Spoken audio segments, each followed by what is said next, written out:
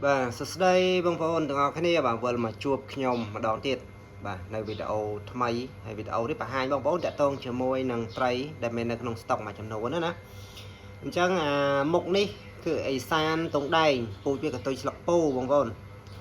ឡូវកតុយវានៅតែទេបងប្អូនចាំថែមទៅទៀតគឺឡើងកតុយស្លឹកពោបាទក្រោយនោះពួកមហាឆៃ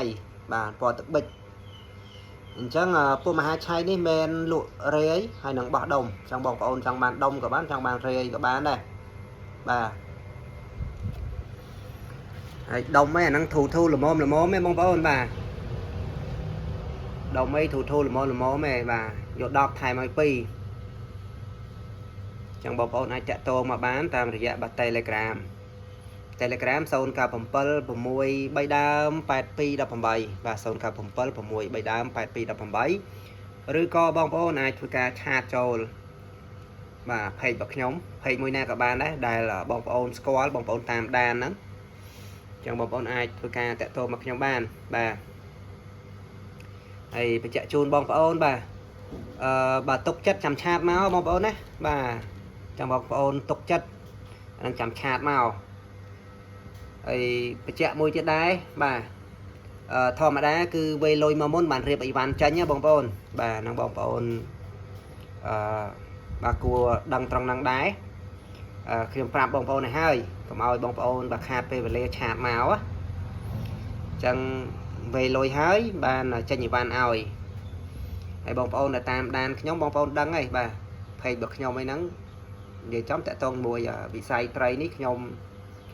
បាទរស់ស៊ីលក់អីវ៉ាន់ក៏ដូចលក់ត្រីអីហ្នឹងវាចូល6ឆ្នាំហើយបងប្អូនអញ្ចឹងបងប្អូនតាមដានបងប្អូនដឹងហើយបាទស្អាតដែរបងប្អូននេះបាទខាងក្រោមនេះបាទក្រោមនេះពួកអេសានតុងដែងនេះអេសានតុងដែងបងប្អូនណានេះអានេះឡើងកតុយស្លឹកពោតិចហើយបាទនេះបងប្អូនចាំថែមតិចទៀតគឺឡើងស្អាតហើយបាទនេះគឺឡើងស្អាត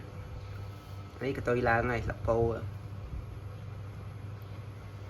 បាទខាងក្រោយនឹងក៏ឡើងដែរមិនឡើងល្មម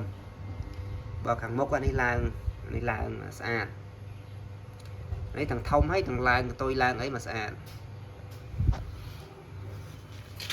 ចឹងអានេះមហាឆាយពួកមហាឆាយដែរបាទដូរទឹកមុនហ្នឹងមិញបាទនេះនៅខាងនេះទៀត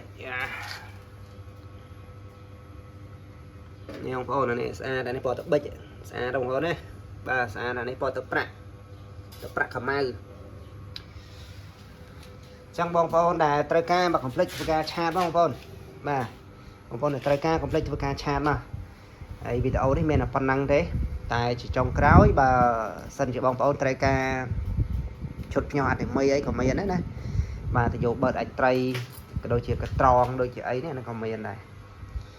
ចឹងអរគុណបាទជួបខ្ញុំវីដេអូបន្តនៅពេលក្រោយ